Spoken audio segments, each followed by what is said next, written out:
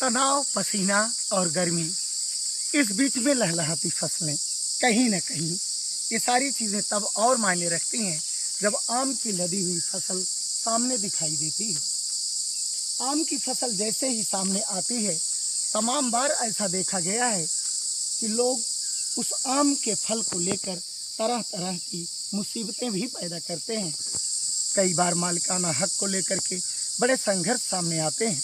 मालीपुर थाना अंतर्गत ग्राम उस्मापुर में इस तरीके का प्रकरण तकरीबन 40 वर्षों से लगातार चल रहा है, जब दो पक्ष 1, 2, 3 आम के पेड़ों पर अपना हक बताते हैं। पहला पक्ष है मुनीश कुमार रामहित का, तो दूसरा पक्ष है राम आश्रय आदि का। दोनों लोग एक ही पेड़ को अपना बताते हैं। कई बार जिसकी नपान हुई है, बहुत बार खेत नापा गया, बहुत बार बहुत कुछ किया गया, पुलिस आई, आपसी समझौता हुआ, पंचायतें हुई, लेकिन आज भी आम का वह मुद्दा वहीं का वहीं पड़ा हुआ है। आइए मिलते हैं आम के पेड़ की बात करने वाले मुनीश कुमार। ये है मुनीश कुमार। मुनीश कुमार कई बार थाने जा चुके, बहुत बार राजस्व कार्यालय का चक्कर लगा चुके। दूसरी तरफ दूसरा पक्ष भी अपनी बात कहता है। फिलहाल आप क्या कहते हैं? आम का पेड़ आपका है? वो आम का पेड़ जो है 13 साल से विवाद चल रहा है, जिसमें हम 13 बार उसको नपवा चुके हैं। 13 साल के पहले भी विवाद था? पहले विवाद नहीं था, उसके पहले जब हमारे दाई बाबा थे तो 30 साल उन लोग टूड़े खाए, तब वो विवाद करने नहीं आते थे। वो पेड़ जो है रामजीत के मतलब बंटवारे में हुआ, दोनों भाई का आधा आधा, तो उनके हिस्से में चला गया, तो हमारे हिस्से में कटहर पेड़ था। तो हम लोगों ने जो है ठीक है उनके हिस्से में वो टूड़े खाए। जैसे ये बात एक बात सामने आती है कि पेड़ राम आश्रय ने लगाया था। राम आश्रय का राम आश्रय नहीं लगाया था। पेड़ वहाँ जो है जब चकबंदी हुई 40 साल पहले, तो वहाँ 1-2 पेड़ अमोला खा के लोग आम खाते बहाते हर साल जामता आम।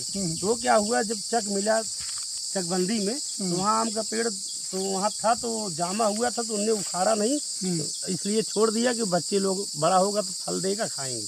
इतने कहते हैं कि चकबंदी के पहले जो हमारा चक था, तो हम आम का पेड़ लगा गए थे। बाकी दरोगा साहब भी यही बोले, अगर चक आपने छोड़ दिया तो आपका आम भी नहीं रह गया, चकबंदी के बाद चक इनका तो आम इनका। राजस्व के मामले में दरोगा कहाँ तक हस्तक्षेप कर सकता है, इसका अंदाजा मुझे तो नहीं है, लेकिन सवाल ये है कि जब आज गांव के लोग जो कहने लगे हैं कि चक्रोड में है पेड़, क्या वास्तव में पेड़ चक्रोट में है? चक्रोट में नहीं है। उस पेड़ को काफी बार विवाद हुआ, दरोगा साहब के सामने बात आई, हमने नपवाया भी। दरोगा साहब ने बोला अगर आपके चक में तो आप खसरे में दर्ज करा लीजिए, झगड़ा खत्म हो जाएगा। तो हमने उसको खसरे में दर्ज कराया 3 पेड़ आम का, उसके बाद भी झगड़ा चल रहा है। खसरे में दर्ज करा लीजिए।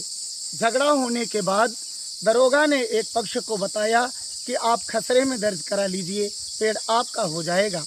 रामहित मुनीश कुमार ने 13 वर्षों के आसपास इन्होंने अपना खसरा दर्ज करवा लिया, किंतु खसरा दर्ज करते ही एक नया जख्म उसमें पैदा हुआ जब चक्रोड वहाँ आ गया। अब तक तो निषादों का पेड़ था, अब उसमें ब्राह्मण बस्ती के लोग भी कुनमुनाने लगे हैं कि अगर ये ग्राम राजस्व की संपत्ति है, अगर ये ग्राम प्रधान की संपत्ति है, तो वास्तव में यह तो सभी का है। आज एक ऐसा त्रिकोण पैदा हो रहा है जिसमें पेड़ का मालिक अपने को बताने वाले मुनीश कुमार, तो दूसरी तरफ राम आश्रय, और तीसरी तरफ वे ग्रामीण जिनके अंदर शायद नई लालच पैदा हो गई है। बात यहाँ आती है घूम फिर कर कि वास्तव में पेड़ किसका है। इसका निर्धारण ना तो ठीक से पंचायत कर सकेगी, ना तो इसका निर्धारण थानाध्यक्ष कर सकेगा। सच तो ये है कि तहसील दिवस पर इसकी एप्लीकेशन दोनों पक्षों को दे करके राजस्व टीम को बुला करके वास्तव में पेड़ किसका है इसका निर्धारण यथाशीघ्र करवाना चाहिए।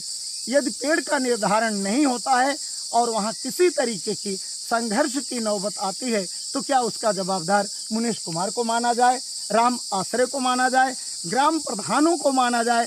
ग्राम प्रधानों से तात्पर्य है कि 1-2 प्रधानी का मुद्दा ये नहीं है। चकबंदी हुए जितने वर्ष हुए हों, तब के लगभग से यह बिंदु उभरता चला आ रहा है। फिलहाल अगर थानाध्यक्ष महोदय एप्लीकेशन लेकर के FIR लिखकर समस्या का हल निकाल रहे हैं तो बात अलग है, लेकिन सच तो यह है बगैर राजस्व टीम के आए, इसका निर्धारण करना कठिन है कि वास्तव में पेड़ किसका है, जबकि प्रथम पक्ष के तौर पर मुनीश कुमार अपना पूरा हक जता रहे हैं। धन्यवाद। नमस्कार डॉक्टर मेला।